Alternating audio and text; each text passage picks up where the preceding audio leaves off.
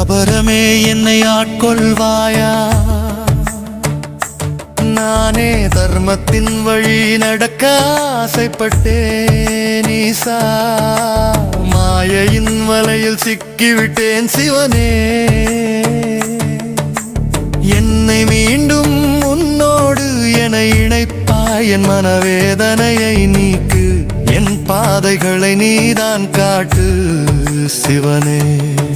சிவாய நம ஓம் நமச்சிவாய போற்றி போற்றி ஈசனே.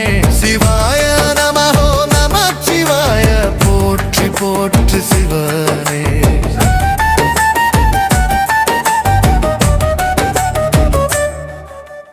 அணுவுக்குள் அணுவா